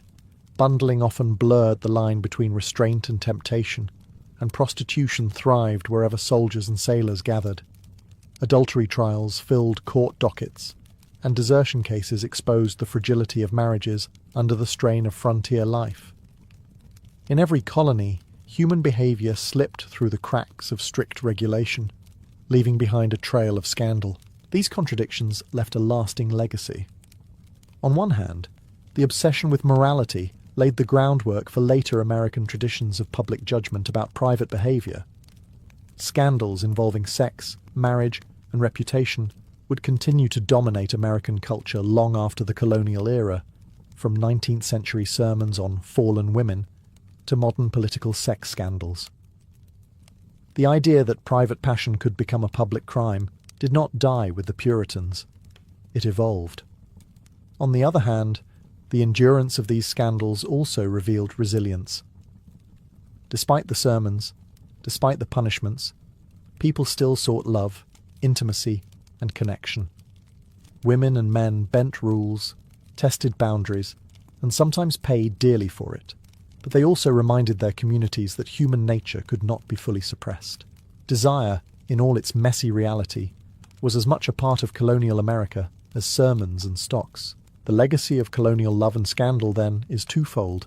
It shows us the weight of control in early America and the persistence of humanity in the face of it. Beneath the wooden boards of bundling, the scarlet letters, and the courtroom trials, colonists were simply people, struggling with the same desires and mistakes that echo across history. Theodora's life began in the shadows of the Hippodrome of Constantinople, the roaring heart of the Byzantine capital, where chariots thundered, crowds cheered, and fortunes rose and fell in a single afternoon. Born around the year 500 CE, she was not destined for palaces or courts, but for a world of hardship. Her father, Acacius, worked as a bear-keeper for the city's entertainment spectacles, training the massive animals that amused and terrified the public. When he died suddenly, Theodora, her sisters and her mother were left adrift, vulnerable in a city where survival depended on connections and coin. Her mother, determined to protect her daughters, brought them to the Hippodrome and begged for help from the performers and factions that controlled its games. According to the sources, she even dressed her children to win sympathy from the crowd. Whether fact or embellishment, the story captures the desperation of Theodora's early life. Survival meant putting oneself on display, turning tragedy into performance.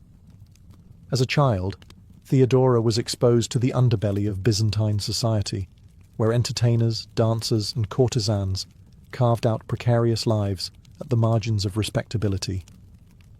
Acting was no glamorous pursuit. In the Byzantine world, actresses were seen as morally suspect, their profession closely tied to prostitution. It was into this environment that Theodora stepped as she grew older, learning to dance, act, and captivate audiences who cheered one moment and sneered the next. Hostile chroniclers like Procopius, in his Secret History, painted her early life in scandalous terms, portraying her as shameless and depraved.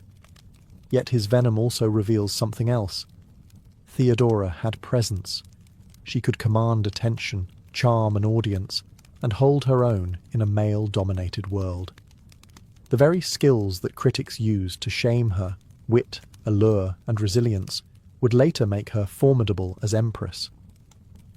Despite the contempt society heaped upon her origins, Theodora's early years gave her a hard-earned education no tutor could have provided. She witnessed firsthand the struggles of the poor, the precariousness of women's lives, and the brutal judgments of a society obsessed with honour and purity. In this crucible of hardship, Theodora developed not just the instinct to survive, but the ambition to rise.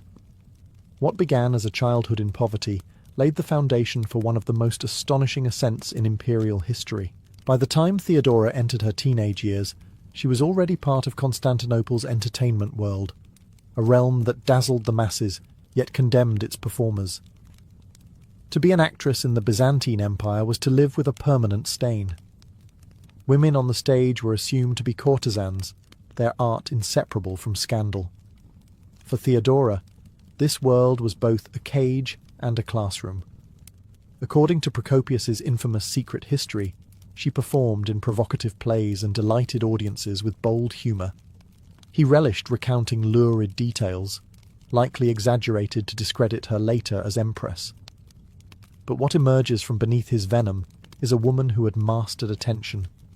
She learned how to work a crowd, how to charm men of rank, and how to survive in a society eager to discard women like her once their beauty faded. Theodora's career as a courtesan also introduced her to the circles of influence that orbited Constantinople's elite. Wealthy patrons, officials, and even foreign envoys mingled in the city's theatres and pleasure houses. For a clever woman, these encounters provided opportunities to build networks far beyond the reach of her birth. Theodora, with her quick wit and eloquence, was no ordinary courtesan. She impressed not merely with beauty, but with intelligence and sharp conversation, traits that would later distinguish her at court. Her life took a dramatic turn when she travelled east to North Africa, living for a time in Alexandria. There she encountered new philosophies and Christian teachings that reshaped her outlook. Some sources suggest she embraced a pious life upon returning to Constantinople, abandoning the theatre and focusing instead on weaving and modest work. Whether her repentance was genuine or strategic, it changed how people perceived her. No longer merely an entertainer, she began to reinvent herself. Theodora's transformation from courtesan to penitent woman was remarkable in a society that rarely forgave women for their past. She had stared down disgrace and found a way to reframe her story. By the time she returned to Constantinople, she was no longer just an actress with a scandalous reputation. She was a woman poised for something greater. Her intelligence, resilience, and ability to navigate both the pleasures and perils of Byzantium had prepared her for an encounter that would change history. Meeting Justinian. When Theodora returned to Constantinople after her time in Alexandria, she was no longer the carefree performer of her youth. She carried herself differently, still witty and charismatic, but tempered by experience, and according to some accounts, more pious. It was during this period of reinvention that she crossed paths with a man whose destiny was already unfolding. Justinian, the ambitious nephew of Emperor Justin III. Justinian was captivated by her almost immediately. He was not drawn only to her beauty, though she was striking, but to her eloquence and sharp intellect. In an empire where most women were expected to remain silent in political matters, Theodora was different.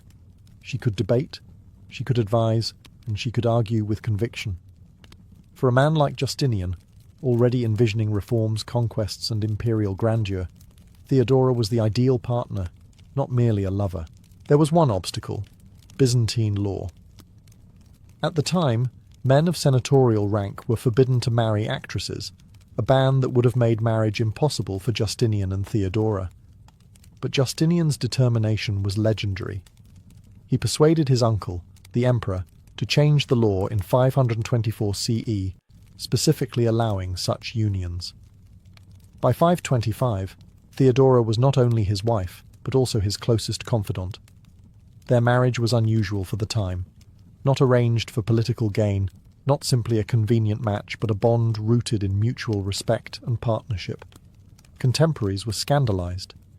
Many in the court could not forget Theodora's past, whispering about her early life as if it disqualified her from sharing imperial power. But Justinian ignored the gossip.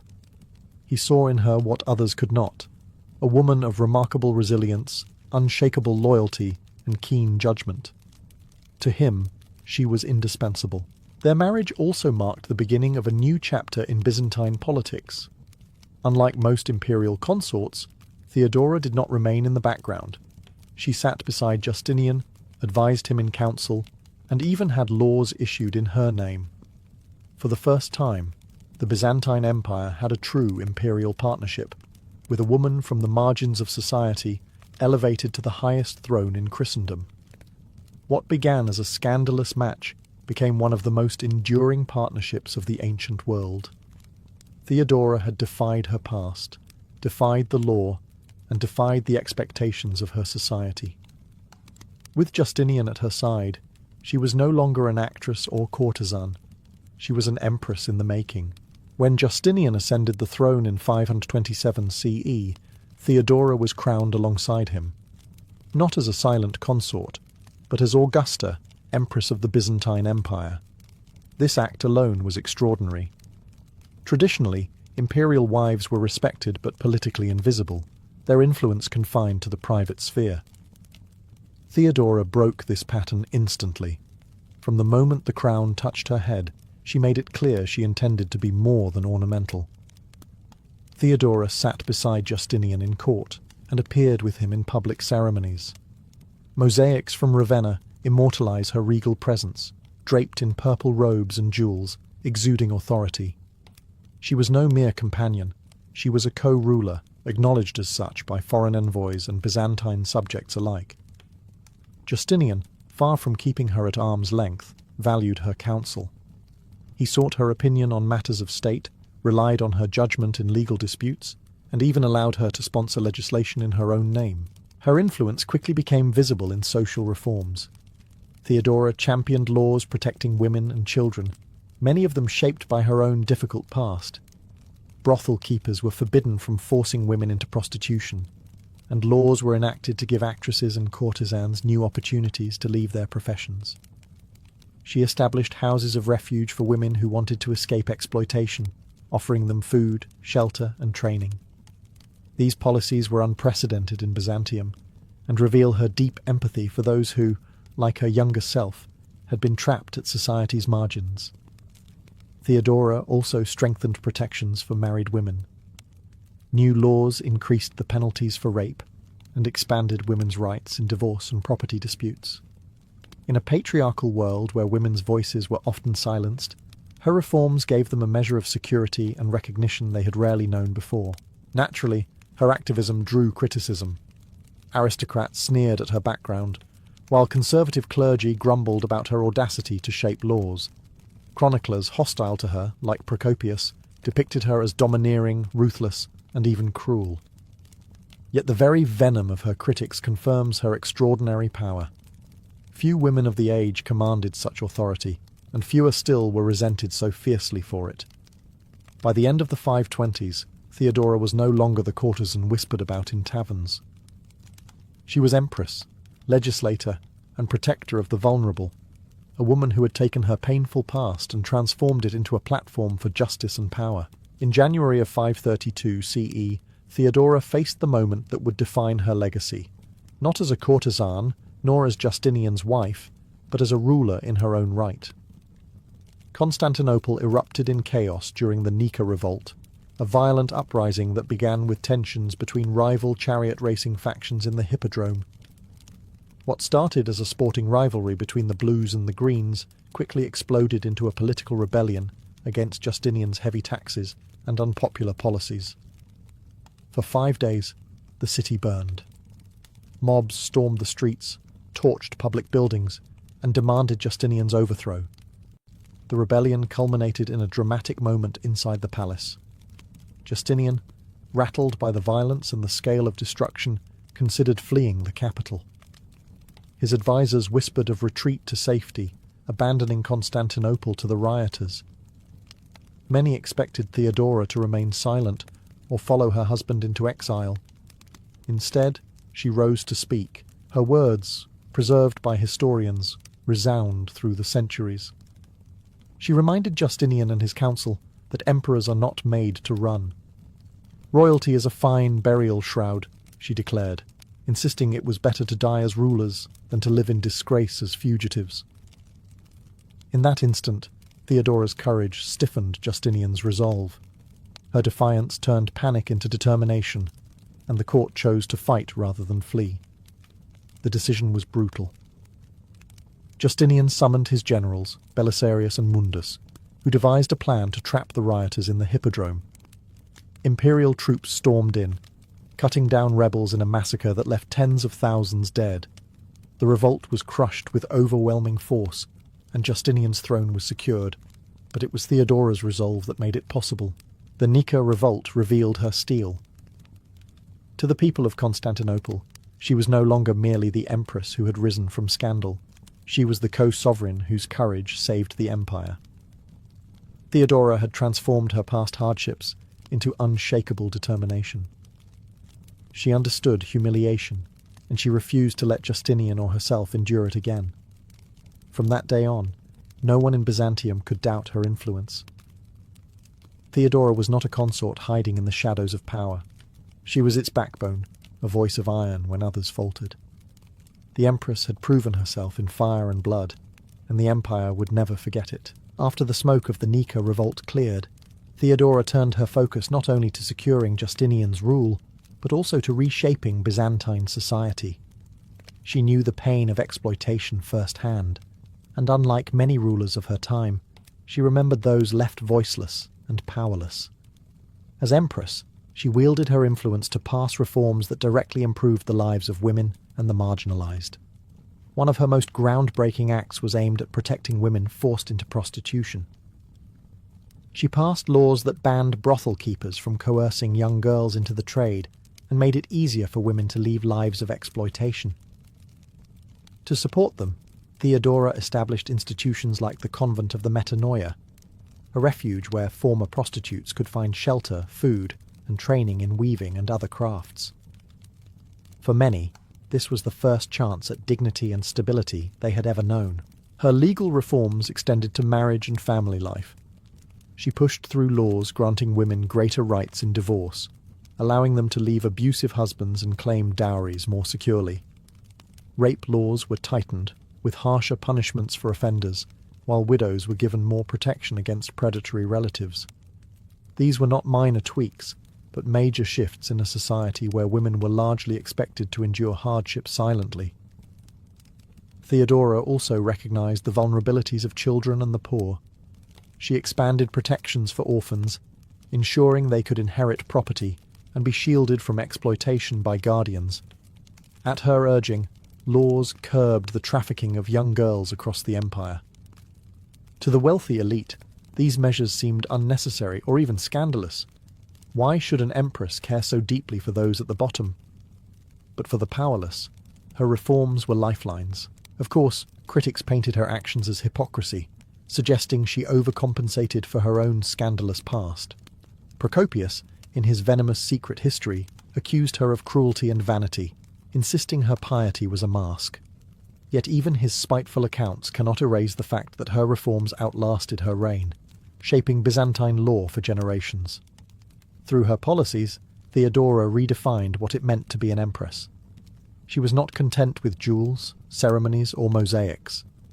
She used power as a tool of transformation. For women in Constantinople, her reign meant more than symbolic grandeur. It meant real, tangible change in their daily lives. By the mid-6th century, Theodora was no longer viewed as merely Justinian's companion. She was acknowledged, even by her enemies, as a formidable political force. Behind the glittering walls of the great palace, she maneuvered with a mix of sharp intelligence and unyielding will, often clashing with Justinian's most powerful advisors and the church hierarchy itself. Her influence over policy was unmistakable. While Justinian pursued his grand vision of legal codification and imperial expansion, Theodora balanced these ambitions with her own agenda. She often acted as the voice of restraint, urging him to consider the human costs of conquest and taxation.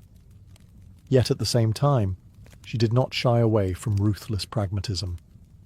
When her allies were threatened, she intervened decisively, ensuring that loyal supporters remained in key positions, while rivals quietly disappeared from influence. Theodora's political acumen was particularly visible in her dealings with the church. The empire was deeply divided between Orthodox Chalcedonian Christians and the Monophysites, who rejected the official doctrine about the dual nature of Christ.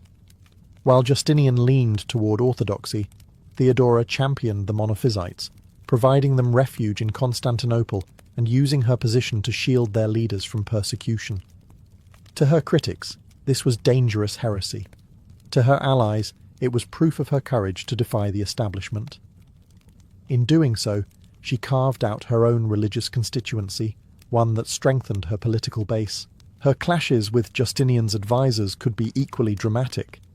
Generals like Belisarius and Narses often found themselves navigating not only the emperor's commands, but also Theodora's sharp interventions. She had little patience for incompetence or disloyalty, and she was not afraid to humiliate high-ranking men if it meant protecting the stability of the empire or her own authority. Even foreign envoys recognized her clout. When ambassadors from Persia, Africa, or Italy arrived, they often sought audiences with both Justinian and Theodora, knowing that imperial policy was shaped in tandem. To ignore her would have been political suicide. Her enemies whispered that she was manipulative, power-hungry, even tyrannical. Yet her ability to survive in the brutal world of Byzantine politics proves she was far more than a figurehead. Theodora had clawed her way from the stage of the hippodrome to the throne of empire, and she intended to wield power as effectively as any emperor before her. By the 540s, Empress Theodora had reigned for nearly 2 decades alongside Justinian, and though her power was undiminished, her health began to fail. Chroniclers describe her suffering from a long and painful illness, most likely breast cancer, that slowly sapped her strength. Yet, even as her body weakened, her resolve remained ironclad. She continued to attend councils, issue orders, and correspond with allies, ensuring that her voice remained central in the empire's affairs. Her partnership with Justinian deepened in these final years. The emperor, known for his tireless energy and endless reforms, leaned heavily on Theodora for advice and support. Their bond had always been unusual for an imperial couple. Not distant or ceremonial, but close, affectionate, and mutually dependent. In her final years, their love became as much a political asset as a personal comfort. Justinian trusted her judgment absolutely, and her presence steadied him in moments of crisis. Theodora also used her remaining influence to secure the future of the causes she had championed. She reinforced protections for the Monophysite community, ensuring they retained imperial backing even after her death. She worked to preserve the laws she had shaped on women's rights, emphasizing to Justinian and his legal scholars that they must remain part of the empire's lasting legal code. Her vision was not confined to her own lifetime. She was determined to leave behind a legacy that would endure long after she was gone. Despite her failing health, Theodora continued to project strength. She appeared in public ceremonies dressed in full regalia, her jewelled crown and purple robes masking the toll of her illness. To the people of Constantinople, she was still the empress who had faced down the Nika revolt, who had rewritten the laws of the land, and who had stood unflinching at Justinian's side. In 548 CE, Theodora finally succumbed to her illness at around 48 years of age. Her death devastated Justinian, who never remarried. The emperor who had reshaped the Byzantine Empire had lost not just his wife, but his most trusted partner. Theodora was laid to rest in the imperial mausoleum of the Church of the Holy Apostles, her memory enshrined in mosaics and chronicles that captured her extraordinary journey. She had risen from the margins of society to the very pinnacle of power, and even in her final struggles, she remained a symbol of resilience, ambition, and unshakable will. Theodora's death in 548 CE did not end her influence. In many ways, her legacy only grew stronger, carried forward by the laws she inspired, the mosaics that immortalized her image, and the legends that swirled around her name. History remembers her not merely as Justinian's wife, but as a ruler in her own right, one of the most remarkable women of the ancient world. The reforms she championed outlived her. Byzantine law retained many of her protections for women, especially regarding property, divorce, and protection from exploitation. These statutes echoed for centuries, influencing how women were treated within the empire. The convents and refuges she established continued to offer sanctuary to vulnerable women long after her passing, testaments to her determination to give dignity to those who shared her difficult beginnings. Her political role also redefined the expectations of imperial women. Before Theodora, most empresses were seen as ceremonial figures, symbols of dynastic continuity rather than agents of power. After her, no one could deny that an empress might wield true authority. She set a precedent for partnership at the highest level, proving that political wisdom and resolve were not confined to men. Yet, her legacy has always been contested. Chroniclers like Procopius wrote 2 conflicting versions of her. In his Wars, she appears as a capable co-ruler. In his Secret History, she is vilified as ruthless, scandalous, and manipulative. These contradictions reveal less about Theodora herself, and more about the unease she provoked. A woman who rose from courtesan to empress, who stood in council chambers, and who bent laws to her will, unsettled the patriarchal order of Byzantium. To some, she was a saintly protector. To others, a dangerous usurper of male authority. Today, mosaics in Ravenna still portray her in shimmering tesserae, draped in purple, her gaze calm and commanding. They remind us of the woman who defied every expectation, rewriting her fate with iron determination. Theodora's life story remains one of the most extraordinary arcs in history. From a girl begging for survival in the Hippodrome, to an actress condemned as immoral, to the empress who co-ruled the Byzantine Empire at its height. Her legacy lies not only in laws and legends, but in the enduring truth she embodied, that power can be seized, transformed, and wielded, even by those the world tries hardest to silence.